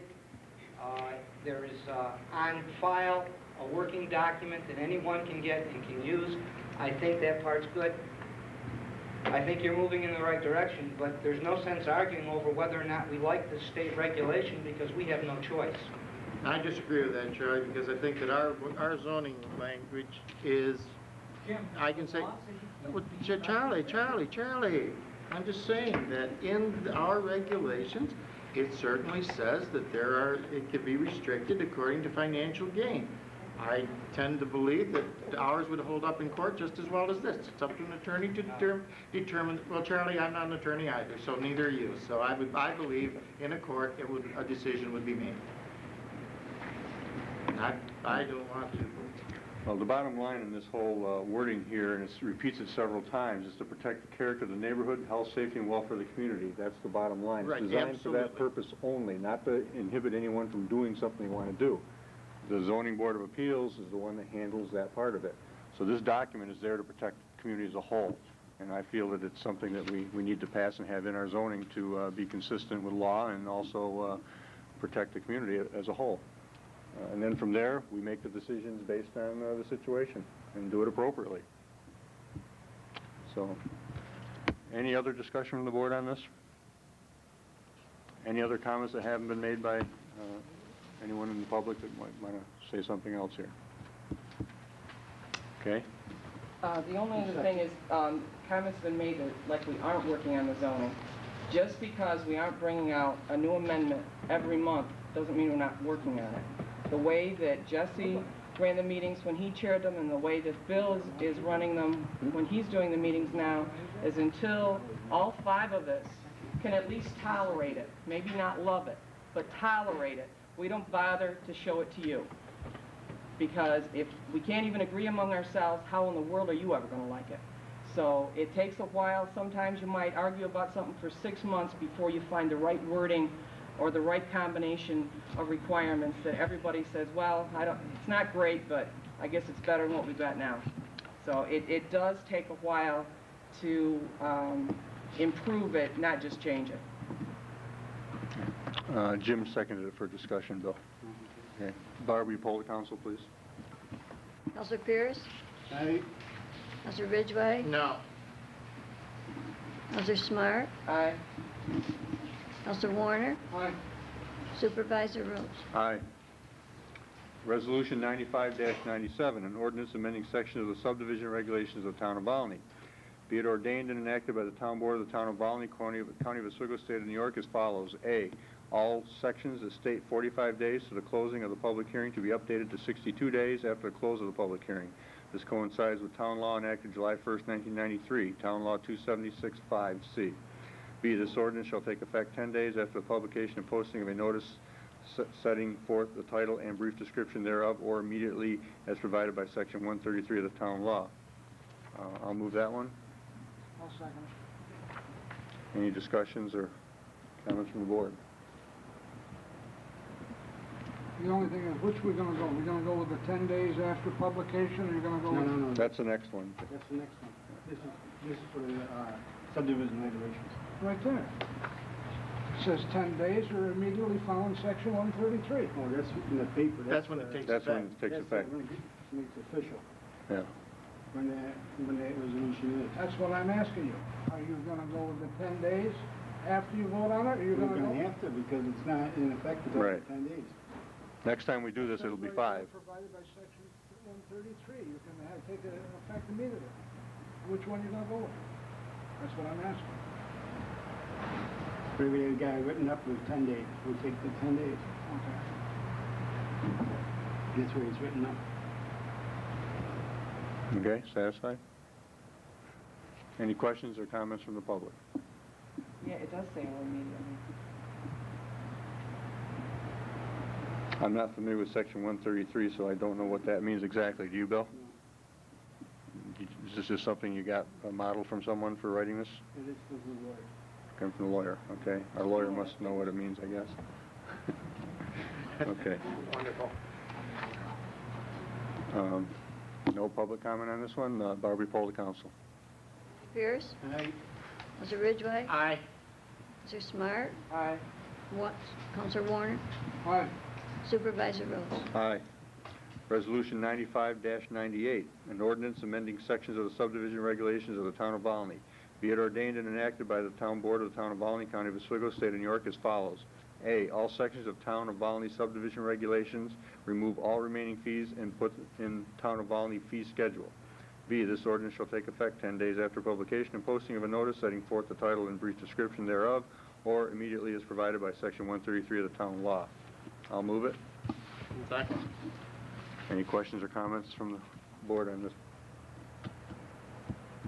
Questions or comments from the public? Barbie, poll the council. Counselor Pierce? Aye. Counselor Ridgway? Aye. Counselor Smart? Aye. Counselor Warner? Aye. Supervisor Rose? Aye. Resolution 95-99, an ordinance amending sections of the town zoning ordinance of the town of Volney. Be it ordained and enacted by the town board of the town of Volney, county of Oswego, state of New York as follows. A, all sections of town of Volney zoning ordinance. Remove all remaining fees and put in town of Volney fee schedule. B, this ordinance shall take effect 10 days after publication and posting of a notice setting forth the title and brief description thereof, or immediately as provided by section 133 of the town law. I'll move it. Questions or comments from the board? Questions or comments from the public? Barbie, poll the council. Counselor Pierce? Aye. Mr. Ridgway? Aye. Mr. Smart? Aye. Mr. Warner? Aye. Supervisor Rose? Aye. Resolution 95-100, an ordinance amending sections of the zoning ordinance of the town of Volney. Be it ordained and enacted by the town board of the town of Volney, county of Oswego, state of New York as follows. A, that states, what's that? That states not less than 10 days prior to the date of the public hearing to be changed to 5 days prior to the public hearing. This coincides with Town Law enacted July 1st, 1993, Town Law 274-7. B, this ordinance shall take effect 10 days after publication and posting of a notice setting forth the title and brief description thereof, or immediately as provided by section 133 of the town law. I'll move it. Discussion or comments from the board? Yeah, I'm still ambivalent on this one. My concern is Kevin's gone? Because I thought Yes. the planning board wanted 10 days and the zoning board wanted the 5. Is that still true, or? I don't know, but we want 5. I know you want 5, but I heard from Kevin that they wanted 10. I don't know what the reasoning was. I think they were aware that we need enough time, but I don't think they understand when somebody comes before a board, they would like to maybe do something with them in 2 weeks, and we can't get it in the paper, so we can't do it in 2 weeks. It usually ends up being the following month, because the paper only comes out twice a week. There's not enough time. I thought you made an interesting comment last night when we were talking about this, is that we could use the Pale Times for these things, and I'd almost, because that's a daily. You're gonna get the comment, I don't get the Pale Times, the Daily News, the official newspaper. That's gonna come out. widely circulated It's most widely circulated. Okay, and the other thing that some people are missing is this is the minimum number of days. It is not the maximum. You don't have to get it in the paper, so there's only 5 days' notice. If it's something that there wouldn't appear to be much concern beyond a very small neighborhood, and you've got to kind of cut it short a little bit, fine. If you think it is something that a lot of people would have an opinion, pro or con, you could put it in there 3 weeks before if you wanted to. This is a minimum, it's not a maximum. This is the guy that's got a garage, wants to put a garage up, he's got the builders coming, and he doesn't have much time, but he needs an area variance. His neighbors have already approved it, but he's got to go through the hoops of a public hearing. And we ran into that. You know, I mean, some of these things are, like somebody became handicapped, they can't climb stairs anymore, they need a bathroom, but their house has to move over 2 feet too close to the line for it. Well, most people wouldn't be against their neighbor being able to have a bathroom. So, you know, that's, if it's something of that magnitude and you cut the days short, it isn't a big problem. If it's something like a major subdivision that there probably are a lot of opinions, I can see why the planning board would want to put it in there in plenty of notice so nobody could complain one way or the other. But this will not stop them from doing that. They can extend the And, time. Yeah. I don't know what the question is from the planning board, because if they read the subdivision regulations, in our town subdivision regulations, it already has 5 days prior notice in the paper. That's why we didn't put this in this public hearing and amendment today, because it's already been in the subdivision regulations. So they've got it, but they won't want the ZBA to have it. So that expedites it really for the guys got. And if you read the paper at all, you're going to catch it. In 5 days is plenty of time to get here. You know, and 10 days isn't going to make a big difference. If you missed it, you missed it. If you caught it, you caught it. Follow that? Yeah, gotcha. Okay. I got it. I caught it. Okay. Any questions or comments from the public on this resolution? The only thing I got to say is what I said before. I mean, just because you put it in the paper, and like she just said it, you know, you can put it in the Pale Times. Okay, they got to get either one or the other. Okay? But, still, I think 10 days is sufficient. You don't have to reduce it down to 5. It gives you ample time to make plans that you're going to be there. There's going to be a public hearing 10 days from today. You can make plans on 10 days, but 5 days, you know, it's almost, I can't say it's impossible, but, you know, I'm requesting that we stay with the 10 days. And that'll give everybody a break. I mean, you know, I'm sorry, Marie, but that's the way I feel. Well, it depends on what side of the fence you're on, if you're trying to get something done or if you're just trying to... So it takes a, you know, a couple Well, the wheels turn slow enough in government, so this is one way to maybe speed things along. like the sign says, have you read the sign on the street coming in? That's the way I feel too. Read it. Any other comments? I didn't read today's. He has several. Which ones he got up today? Oh. Do I dare? I don't know. No.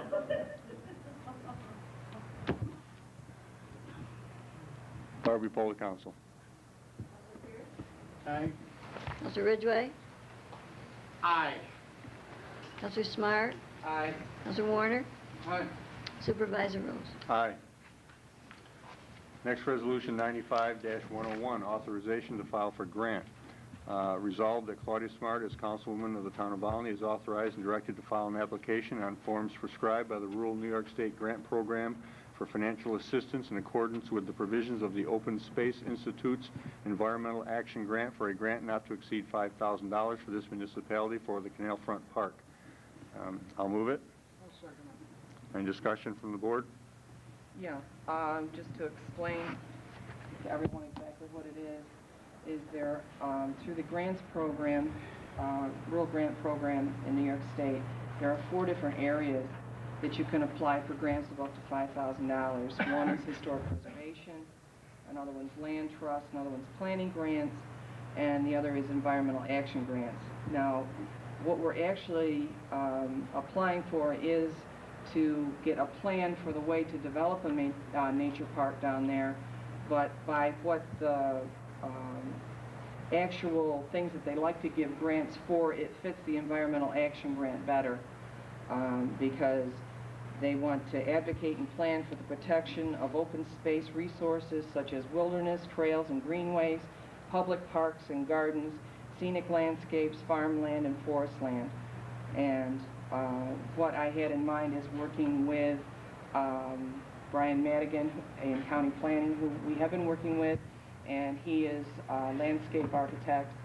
And I have also spoken with Benji Manton from Central Regional Planning in the Department of State, and he is very supportive of this and would like to help us working along with Brian on this. And it was his suggestion that we talk to County Planning and see if they would like to be the official consultant on this, because if you're working with somebody like the county and maybe if you worked it out to billable hours, they be coming a little short, they're going to go ahead and finish the project. If you're working with an architectural firm and you get close to the end of billable hours and you're not done, they're going to say, okay, where's some more? So it would be financially cheaper for the town. The grant deadline on this for filing is September 15th. So I will be working on this over the next month and get it filed. And from talking to Susan Barbarisi from the Open Space Institute, she said the types of things that we want to do down there are the types of things they like to give the grants for. Of course, any of these things, it always depends on exactly how many other people apply at the same time. But this is something that they have these grants available every 6 months. So if there happen to be too many things that somebody likes better, you can apply 6 months later. What's our commitment if we get it, Claudia? Nothing. In other words, this is a planning grant. There'd be no expenditure of any town funds involved with this. Right. It's a study. It's a study. It's a yeah. study. Okay. Study I can go on. Okay. Any other questions or comments from the board? Any questions or comments from the public? Mr. Storing. Could you state your name for the record? Thank you.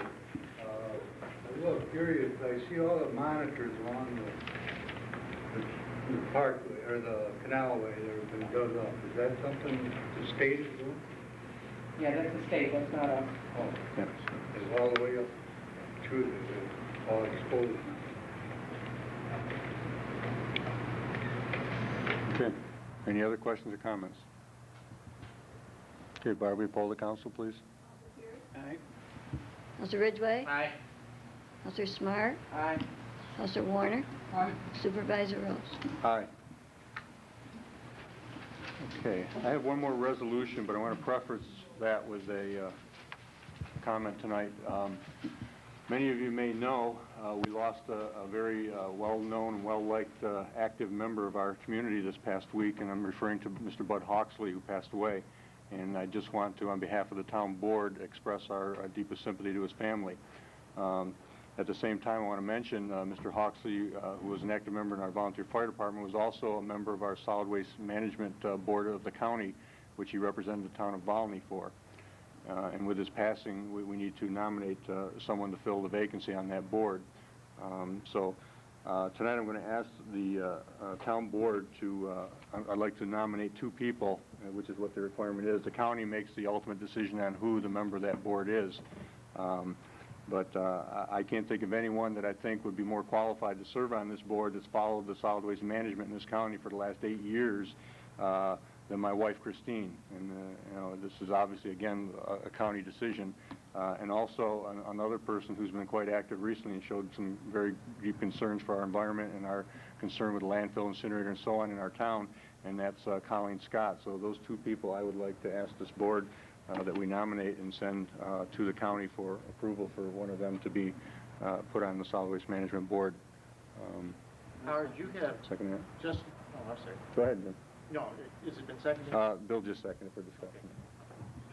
You nominated two people that are very, very opinionated in the operation. I mean, there is a particular point of view that is, that Chris has certainly, and I believe that Colleen does. And are these people going to get on the board and evaluate objectively the issues that come before that solid waste management board, or are they going to be on there strictly to carry on the battle that's been waged against the IRF and the recovery facility and so forth?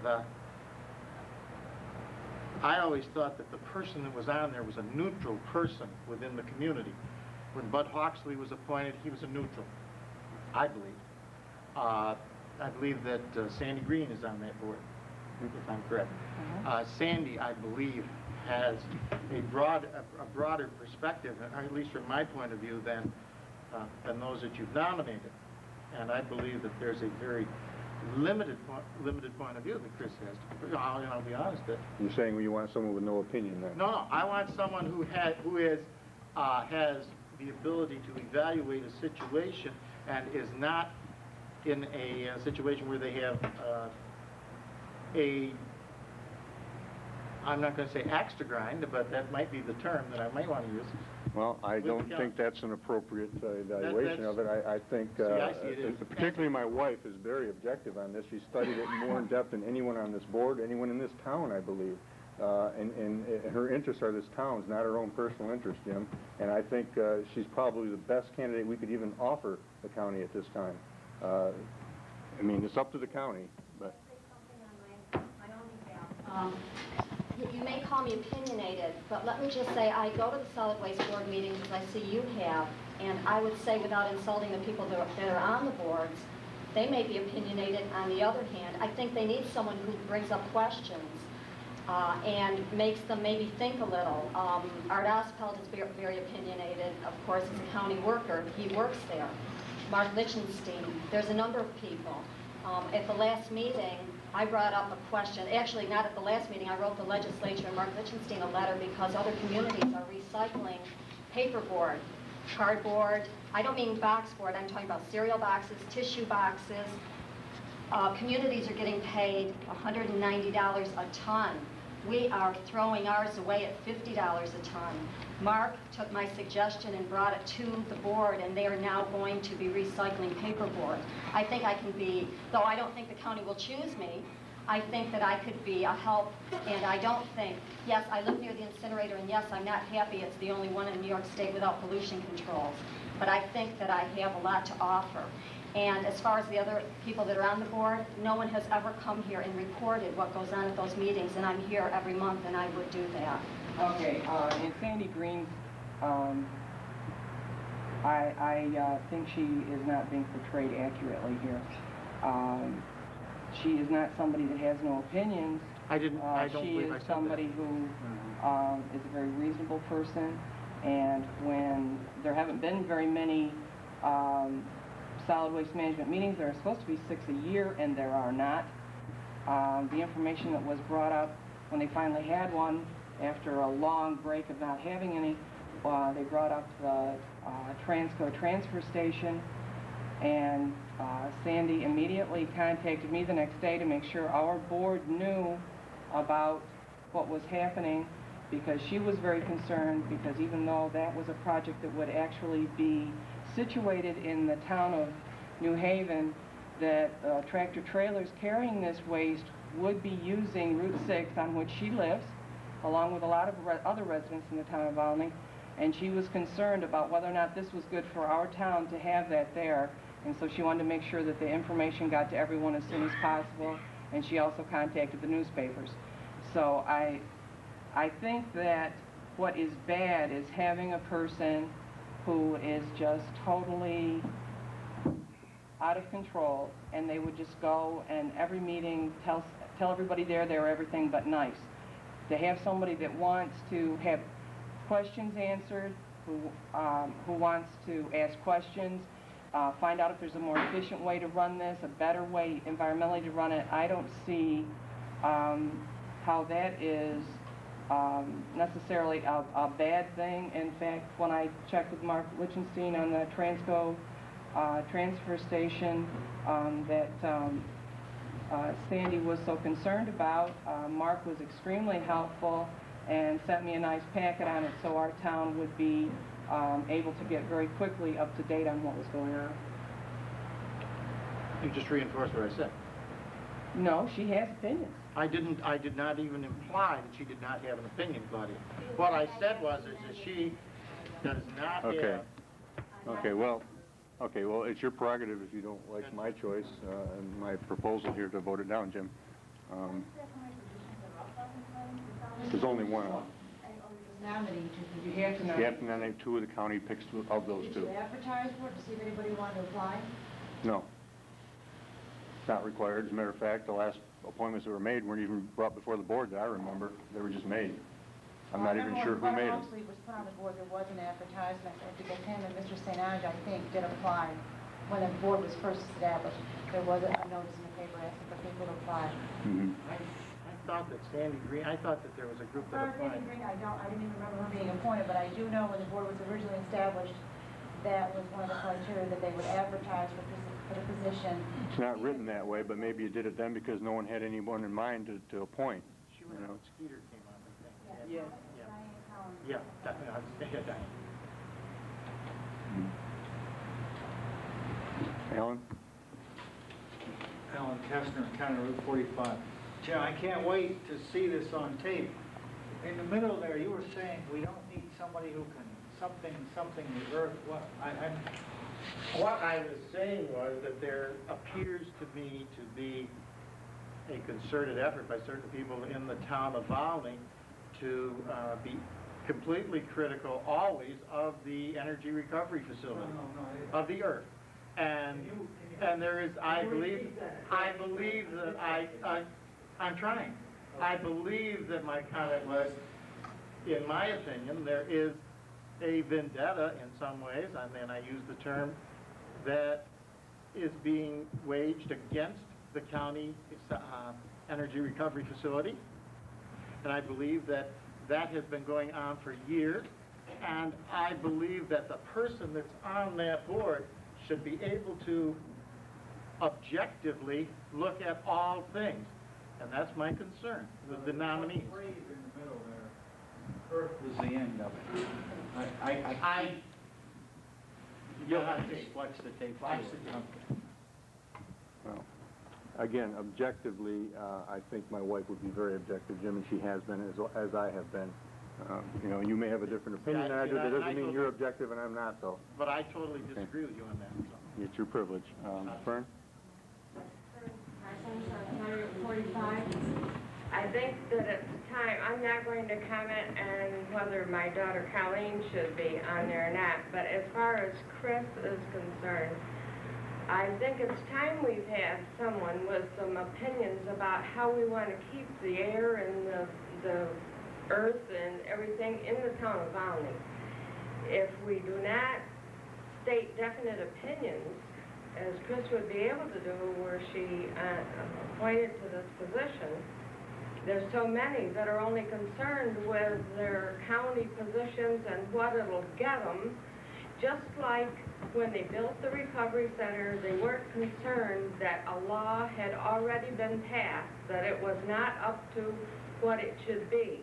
But because they had a little bit on paper before that law went through, they were allowed to build that below what the law demanded at that point. So we've got to have somebody there that'll look out for us in the town of Volney, and I think you have selected two good people to. Thank you. Larry? Larry Raleigh, Walter.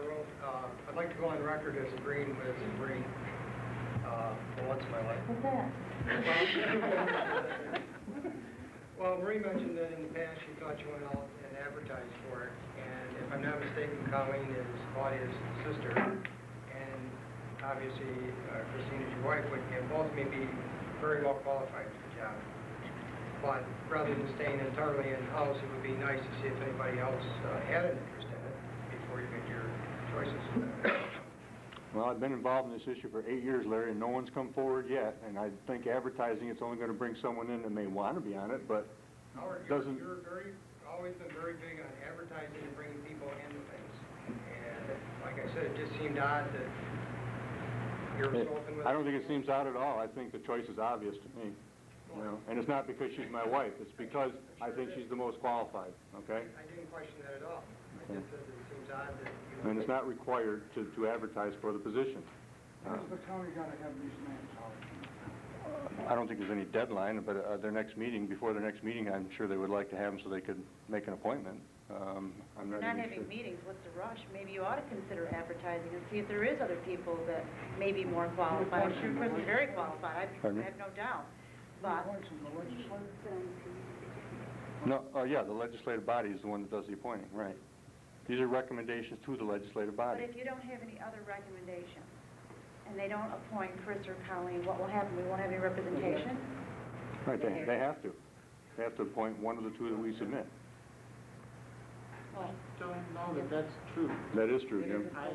According to the agreement that we have, that's what it says. We submit 2 names for each seat, and they choose from the 2 names. Well, otherwise, why would we even bother to begin with to recommend from here? Because if they could just have their pick, then they could just pick from the town. It's this board that has to recommend. Okay? Well, it's the board's pleasure, Marie, if that's what they decide they want to do. No, I know that, Carlos. I'm just saying, maybe it would look fair if you did advertise the position. Yes, Christine? It is a non-paid position. Yeah. There's nothing in it for anyone. No, you and know? I go to the meetings anyway. In fact, I went to a meeting that they canceled and didn't even tell us they canceled. So I go to meetings even when they don't have them. But, you know, that's up to whatever. I would like to be on that board. I'm not sure the county would take me anyway, but if whatever the board decides to do is fine with me. If there was a number of people involved, we knew they were involved and were concerned and came to meetings about it all the time, I would say, yeah, maybe we should consult with those people, see if they're interested as well. That hasn't happened. There hasn't been anyone over the years, you know. So. A lot of people that have been involved environmentally over the years. Maybe they haven't gone to solid waste meetings, but there has been a lot of people have been involved. I'm talking about being involved in the issue, coming to meetings here. There's been numerous meetings at this town hall.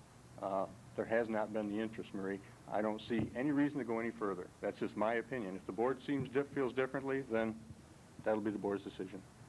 Okay? Any other comments or questions?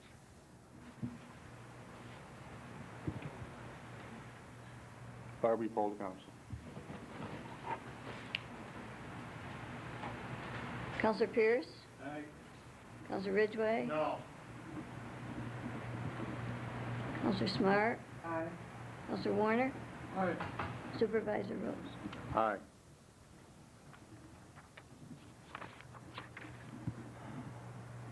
New business. Does anyone on the board have any new business?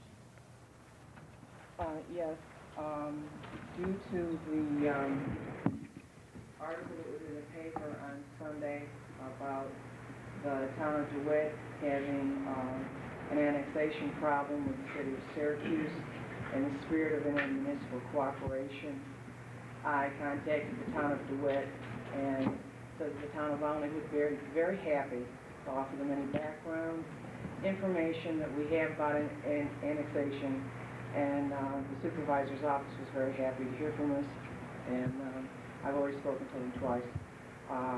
Also, the town of New Haven was also very happy that there were people from the town of Volney that were at their meeting last night, because they're very concerned about this transco transfer station. And there are people in the town of New Haven that hope that we decide there is some sort of supporting resolution that we can make in support of the town of New Haven and trying to block this from coming into their town. On that subject, I'd just like to make one other comment that was in the paper, if anyone didn't notice it. One of the comments made by, I think it was a citizen in the town of New Haven, or maybe it was the developer himself, stated that when we tried to get the county to come here to address an incinerator in our town that they own and operate, they knew nothing about it, referred everything to the DEC. A transfer station goes into the town of New Haven, or is proposed, and they know everything about transfer stations, and they're ready to be the lead agency in it. Just had to throw that in, just for contrast. Public, or petitions. Anyone have any petitions tonight? No petitions? Okay, I'm going to open the floor to public comment. Yes, Mr. Clavelli. Okay, I'm Dominic Clavelli. I live on the Kingdom Road, town of Volney. I have to address this to you, Howard. I'm not trying to be smart, but this is what I got. Several meetings ago, we had a meeting at which time you asked for public input on the purchase of the property out at Great Bear Farm, the so-called 100 acres or 90 acres, whatever you had. Before this meeting was over, I asked that a disclosure statement be added to the purchase agreement for the reasons, as I stated, like contaminants in the ground and so on and so forth. I also stated that DEC can come in on this property anytime they want and ask that the possibility of contaminants are there, and without this statement, the town is liable for any cleanup. You, at that time, addressed the board to have this disclosure statement put in the purchase agreement. And everyone here agreed to it. It was either the Friday after the meeting or a week later. Are you following me so far? Okay. You called a special board meeting. And at that meeting, this disclosure statement that you people voted on was automatically taken out. Now, what bothers me is you say one thing in front of these people here, then all of a sudden you turn right around and you do what you want to do behind closed doors. I did what our attorney advised us to do, Mr. Clavelli. And I didn't do it behind closed doors. It was a public meeting, so I don't know where Well, when you took the disclosure statement out? Yes, it was an open meeting. The doors were open. It was noticed in the press and was notified. It was all up and up. Well, I didn't see it, okay? I don't know. Maybe I'm not looking close enough for it. Also, you transferred some money tonight from one account, from the contingency account to the parks, whatever. It was stated at that meeting by Claudia that if we purchased this, or if we made a purchase price on it or whatever, that a grant of approximately, I don't know, 100,000 or whatever, would be forthcoming. Possibly forthcoming. No guarantees were made. She said it was almost guaranteed.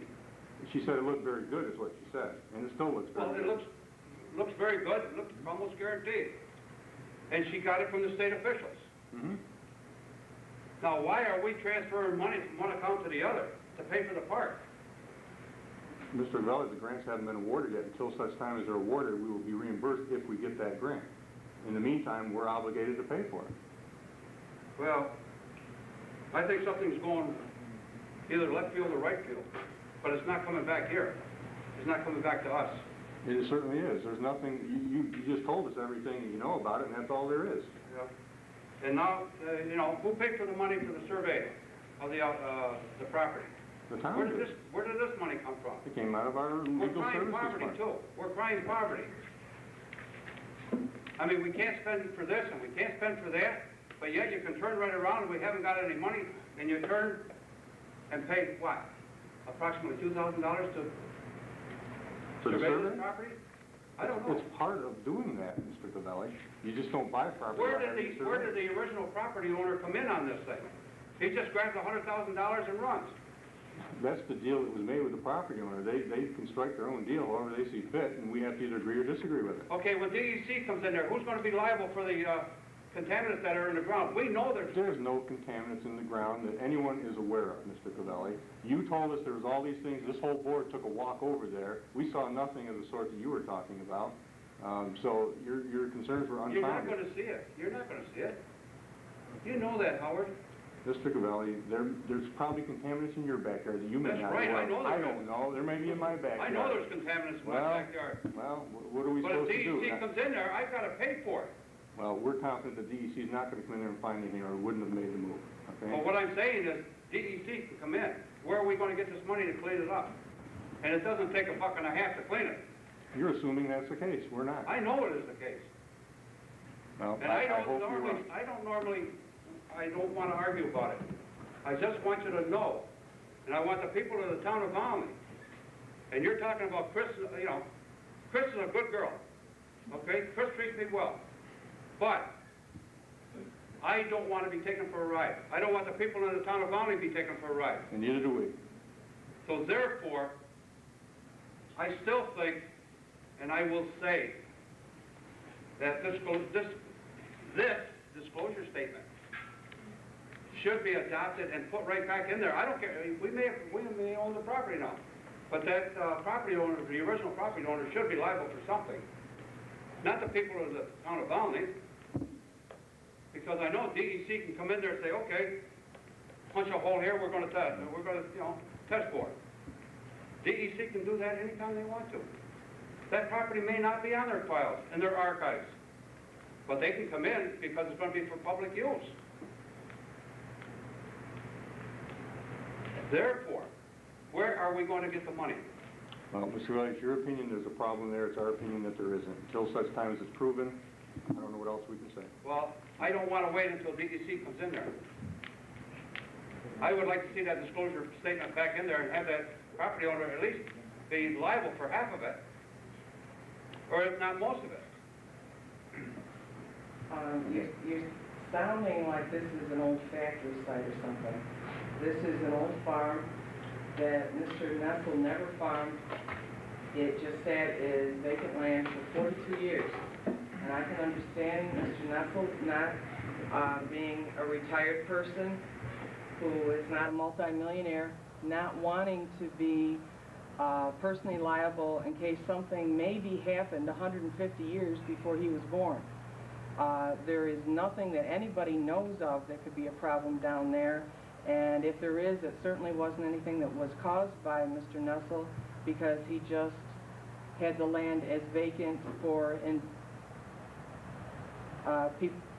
He let people go down on the trails and went down and enjoyed the land. That's been a landfill for prior to Great Bear coming in too. We're not aware of that. They never admitted that to us. It was stated right here on the floor. By the town of Scruple? Yeah. No, I don't remember that. Right here on the floor. I don't remember that. Larry?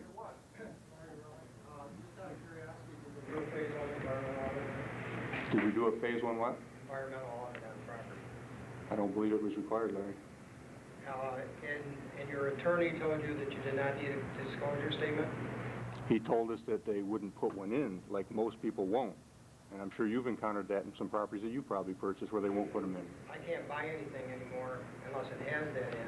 And further, if you had to go to any bank for any financing, you'd have to have at least a phase one environmental audit. Well, it was a bank that financed this. Well, you're lucky, or you're a town, but you are fully responsible if there is anything there. And all the audit does and all the disclosure does is it spreads, if there is a problem, it spreads it back on the past owners. And that also was Great Bear, and there also were pesticides up there for different things. So I don't know, but City's water supply is there I too. was kind of hoping you'd say you did a phase one because that would somewhat take the place of that. But If it had been required, we would have. it should have been your requirement.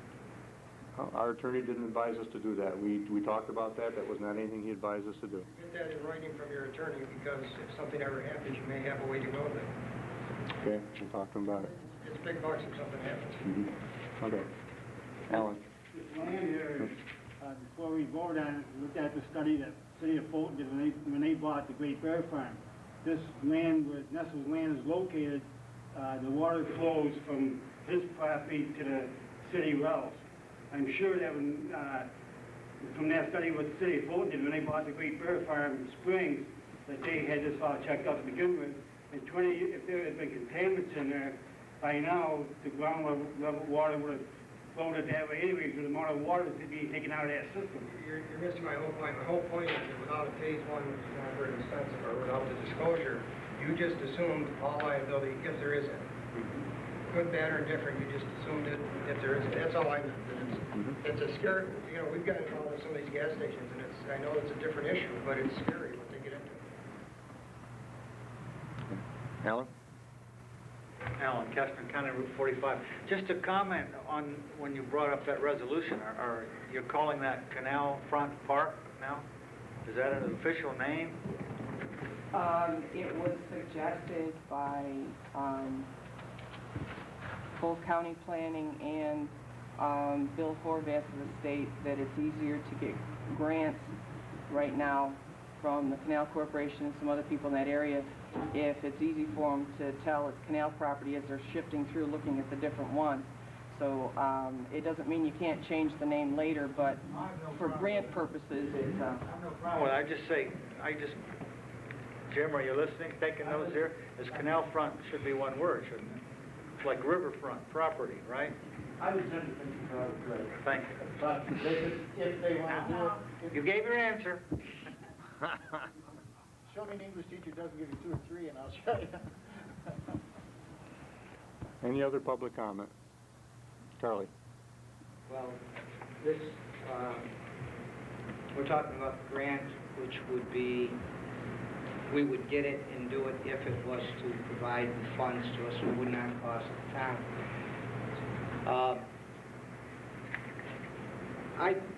Although I personally seriously doubt there's any kind of pollution of any type like that. In fact, the town park up here, the fire department burned automobiles there. The DEC came in, they tested it, they found no problems. There are contaminants there that the DEC is going to be concerned about. It's going to pose a public problem. If there's no problem, and the DEC did come in and check, where the fire department was burning automobiles for training. I just, once again, in light of recent developments in the Supreme Court, where Senator Barkley, former Senator Barkley, was upheld in his right to stop people from dropping anchor and fishing in what everyone had assumed was a public waterway, it just points out the extreme importance that the town do something that guarantees the public forever the right to the access to the river and the ability to enjoy the river. Because obviously, if this can hold up, then private owners can buy up all of the land and deny access to the public. Thank you, John. Anyone else? Brent? Yeah, one thing. I had a phone call inquiring about something, and I did forget to put it in the report. There was a Hugh and Joanna Matthews back in the late 1800s, and it's supposed to have been that they lived on a farm in Volney near Fulton, and that they raised white turkeys. And there's a lady from California who is trying to find out more about them. So if anyone has ever heard of a farm in Volney near Fulton where there were white turkeys raised. Now I know the Plainville farm, but that is far from being in the town of Volney. So if anybody has any kind of a scrap of information that would help us find this area, I would appreciate it.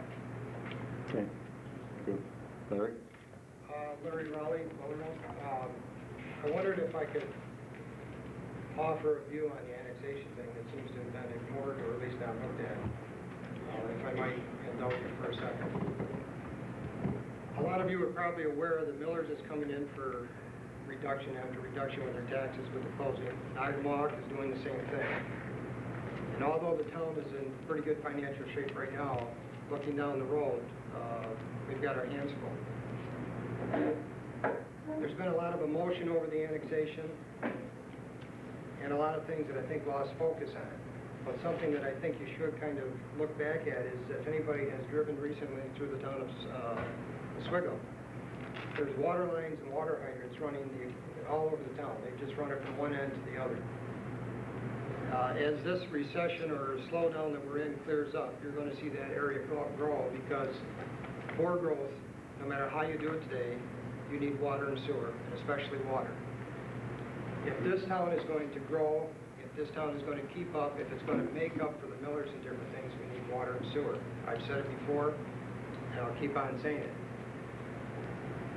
I see the board passing on a golden opportunity here because we're all hung up on some emotion and some different things.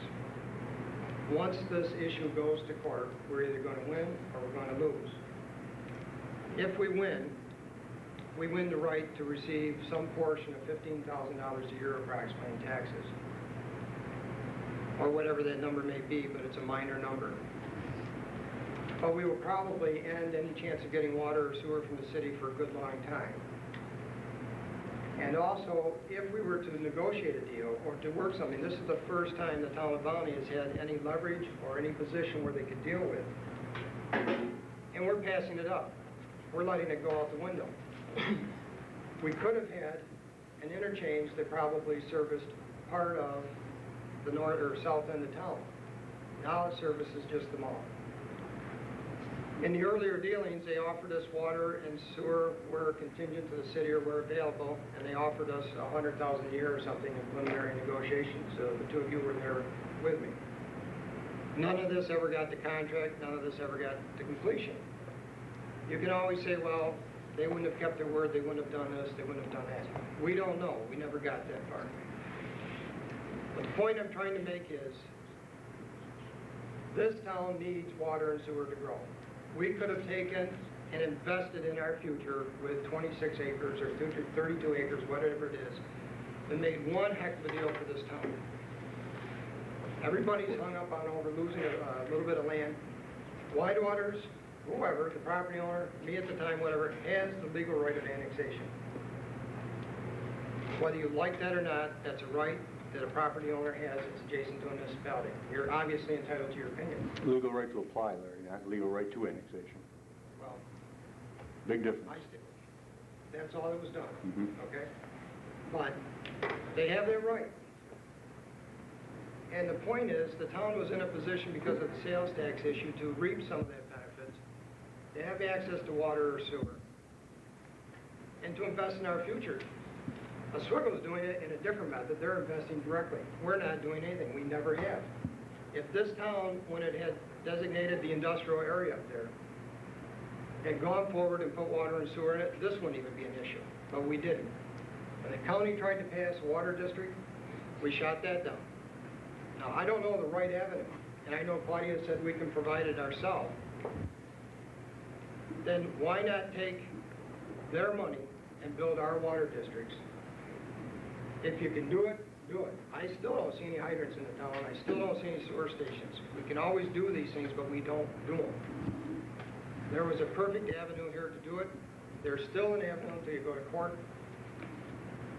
I probably know as much about this as anybody does. You two got in at an early stage.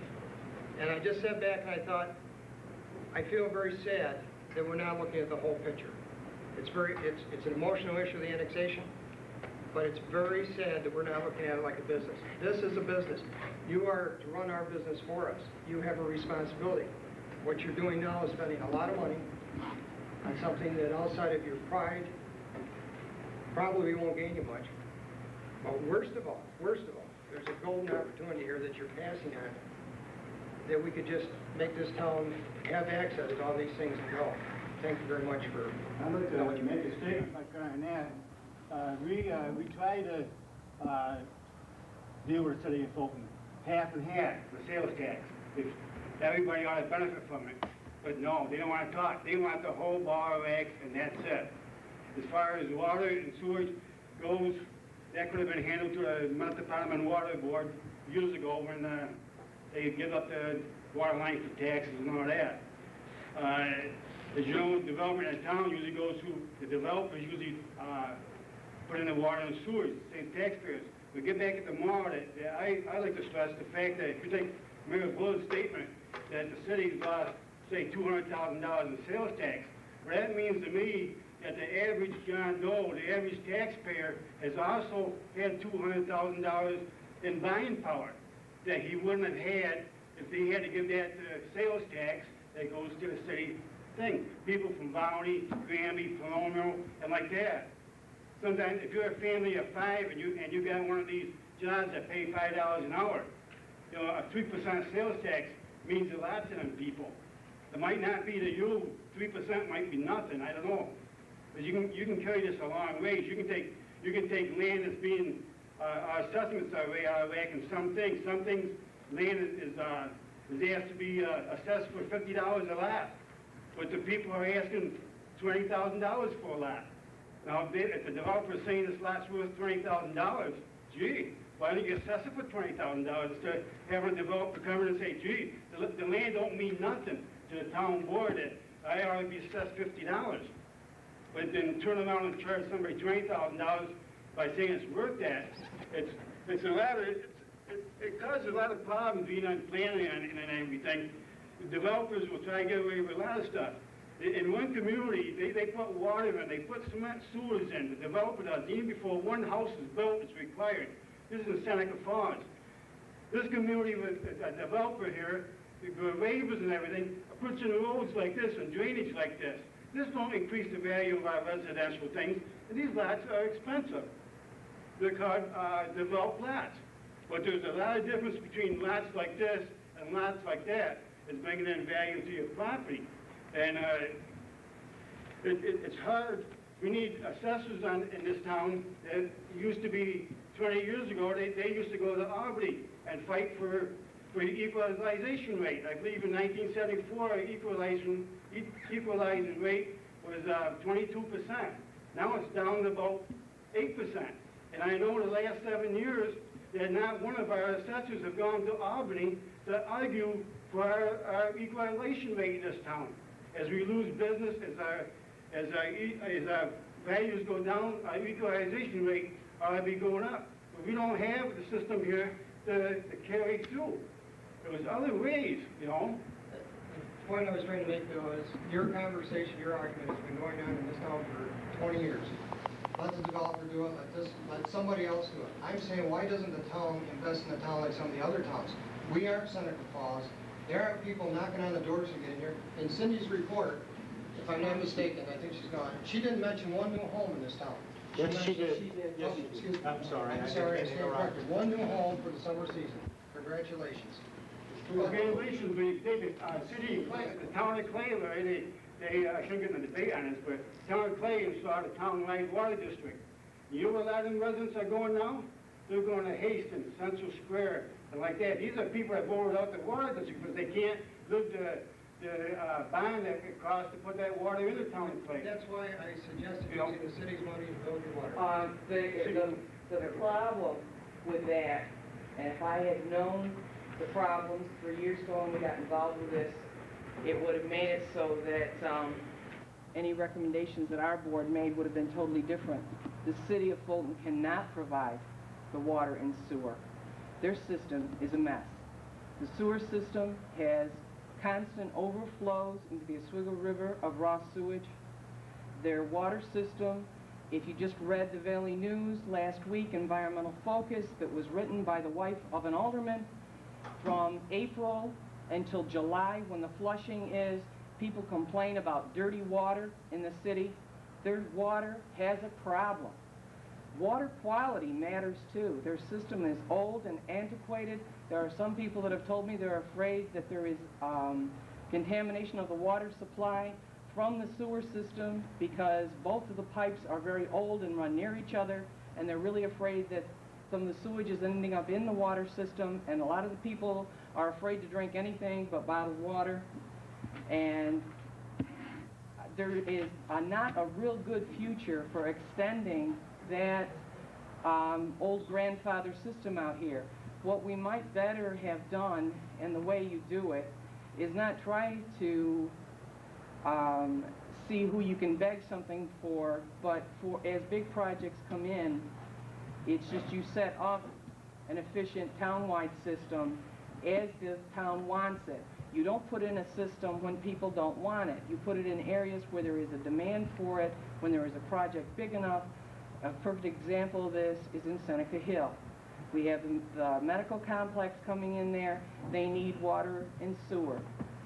So we are negotiating with them so that the water and sewer comes in there in a way that it fixes the water pressure problems and hydrant problems in Seneca Hill. Given a choice, not being foolish, they would not voluntarily say, gee, let us see how much money we can spend in the town while we're building a facility. But if the town realizes that that is their prerogative to be watching for the rights and needs and concerns of the residents, at the same time a major taxpayer is coming into the area, then you make sure that while this major taxpayer is coming in, that something happens in a positive way to benefit the infrastructure for the residents surrounding it. And that's what we're doing. Go ahead, Larry. The only comment I'm trying to make about it is, you made a lot of wonderful statements, they all sound very nice, but nothing happens. There is no place for somebody that wants to, you know, not all developments can afford a water and sewer system. I grant you that the city is struggling on their sewer, but I don't see the problem with water. But even if we use our own, let's do it. Let's do something. We have, you know, it's always we can, we will, we shall, but we don't. And that's my whole point. You don't. We've had this conversation before. You haven't done anything. There's nothing happening. The point is even missing, and when I've gone to, because I do not have the requirement as the zoning and planning board people do to get continuing education in planning and zoning, but unless I have a conflict, I go to every training session they have available. And the biggest thing that they tell you when you're planning this is that, sure, the little guy can't afford to put in the water and sewer system. That is why you plan around the big developments and allow the little guys to cluster around them. And that is the way the little guys get their water and sewer, is by building around where the bigger guys came in. You don't have any big guys. That's what I'm saying. We're all little guys. And that's why we're trying to protect our tax base, so we'll get more of the big guys have an interest in the town, because the tax base is decent. The town of Junis has an extremely good outlet mall, and they had no water or sewer. However, they did have low taxes. And in exchange, because they were very forward-thinking, even though their town did not have any water or sewer at the time, and they hired Brickwoody out of Syracuse to overlook what the town's perspective should be on that development. And what he negotiated for them with the developer is running water through half of the town in exchange for setting up the water district for them. So there are, that has made it so the town of Junis can expand, and it has not come over the tired, overtaxed backs of the regular residents. It's come in when a large taxpayer saw a good opportunity in a good tax base, a good location, and then you use a good opportunity to benefit the residents. Okay, that's the end of the debate. We're not here to debate. You made your comments, Larry, the board made theirs, I'm going to make mine, and then we're going to go on to something else or someone else's comments. You made the statement that we're not looking at the whole picture. First of all, the whole picture has not been shown to us and still has not been shown to us. A year before we found out that there was even any involvement with the IDA pilot program, you knew about it, but we didn't. Because you knew about it, Larry. I know you know about it. Okay? Everyone else knew about it. They said, how come you didn't know about it? Well, we didn't know about it because no one told us. But the paperwork had been done. I know you're aware of it. But this is what we're referring to. You wonder why we don't trust people and trust things. This is what we've been up against. The countywide water district plan fell through because nobody trusted the county in their efforts. It was very vague. No one knew where there was going to be water district. If they had specifically said, we're going to set one up here in Volney, we're going to set one up here, maybe it might have been different. But no one knew what they were going to do with that. It was up to them to do whatever they wanted once we approved it. That's probably kind of Okay. why you did like the IDA situation. You couldn't understand it or you didn't get it. I understand the IDA completely. Now you do. I knew then, too. That's why you voted it down the first time and almost chased. You're talking about EDZ. If I had a choice to vote IDA down, I'd do that as well. Point is, you didn't trust it. And I still don't. Well, why take us all with you? We could get a water district here. We could have had a water district? How do you know that? That was a vote of the residents of Oswego County. This board did not Right. vote on the water district one way or the other. Okay, enough about debating this issue. Charlie, he's had his hand up longer. Well, I would like to point out, once again, the same small amount, Armstrong is assessed with 4.6 million, Walls assessed with 10.3 million. Nobody's going to suggest we give away Armstrong, and it's foolish to give away the property. The land is there in perpetuity. Fulton tried to annex Reynolds as well. We're supposed to say, yes, you take this, and then allow you to take the next piece along. Our tax base, you're not talking about an exchange of sewer and water for something. You're talking about a community that was only interested in aggressive expansion. It was not any kind of reasonable trade, and it would be foolish for us to do that. Volney is ideally situated at this point for expansion. We are situated between Clay and we're situated between Oswego. Just as Walmart sets up their expansion program in a hub and go every 15 miles, we're the 15 miles. 481 is part of the national highway system. That's where the growth is projected to occur in Oswego County. For us to give away the growth corridor doesn't give the town anything. Okay, I'll go to Dominic. Okay.